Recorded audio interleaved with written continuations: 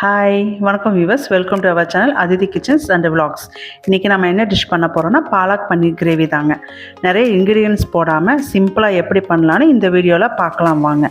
பாலக் பன்னீர் பொறுத்த வரைக்கும் rich in iron, protein, calcium இருக்குங்க. குழந்தைங்க முதல்ல பெரியவங்க வரைக்கும் மஸ்ட் ட்ரை டிஷ்ஷுங்க. வாங்க சமைக்கலாம்.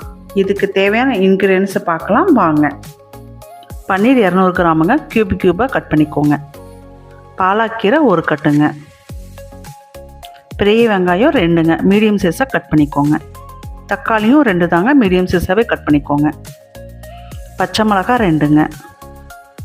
பட்டர் 4 ஸ்பூனுங்க. இல்லை இந்த மாதிரி மினி சைஸ் பாக்ஸாக இருந்தாலும் ஓகே தாங்க.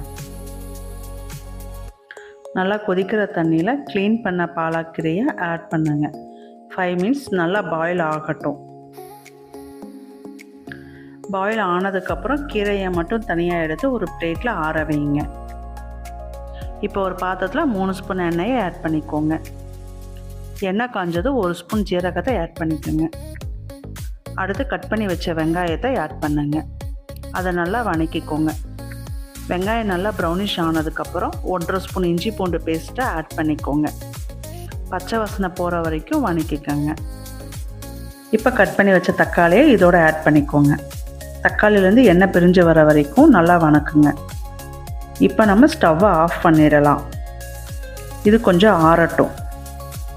ஆறுனதுக்கப்புறம் வணக்கின மசாலா கலவையை மிக்ஸி ஜாரில் நல்லா நைஸாக அரைச்சிக்கோங்க. இப்போ இதை ஒரு பவுலில் மாற்றிக்கோங்க. அதே மாதிரி ஆறின பாலாக்கீரையும் கூடவே 2 பச்சை மிளகாயும் சேர்த்து நல்லா நைஸாக அரைச்சிக்கோங்க. இப்போ ஒரு பாத்திரத்தில் 2 ஸ்பூன் பட்டரை ஆட் பண்ணுறேங்க.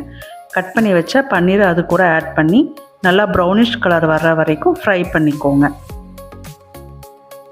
அதே பாத்திரத்தில் மறுபடியும் 2 ஸ்பூன் பட்டரை ஆட் பண்ணிவிட்டு 1 ஸ்பூன் ஜீரகத்தை சேர்த்துக்கோங்க. இப்போ அரைச்சி வச்ச பாலாக்கீரையும் அரைச்சி வச்ச மசாலா கலவையும் ஆட் பண்ணிக்கோங்க. இதோட 1 ஸ்பூன் உப்பு, மஞ்சத்தூள் 1/4 ஸ்பூனு, வரமிளகாத்தூள் 1/2 ஸ்பூனு, மல்லித்தூள் 1 ஸ்பூனுங்க. எல்லாத்தையும் சேர்த்து கொதிக்க விடுங்க. பச்சை வாசனை போகிற வரைக்கும் நல்லா கொதிக்கட்டும். இப்போ இது கூட 1.5 கரண்டி தயிரை ஆட் பண்ணிக்கோங்க. மறுபடியும் ஒரு 5 மினிட்ஸ் நல்லா கொதிக்கட்டுங்க. பச்சை வாசனை போனதுக்கப்புறம் ஃப்ரை பண்ணி வச்ச பன்னீரை இதோட சேர்த்துக்குங்க. இதோ சுவையான சிம்பிளான பாலக் பன்னீர் டிஷ் ரெடிங்க. இதோட சப்பாத்தி, புரோட்டா, தோசை அண்ட் ஒயிட் ரைஸோடு சேர்த்து சாப்பிட்லாங்க. நல்லதே சாப்பிடுங்க, ஆரோக்கியமாக இருங்க.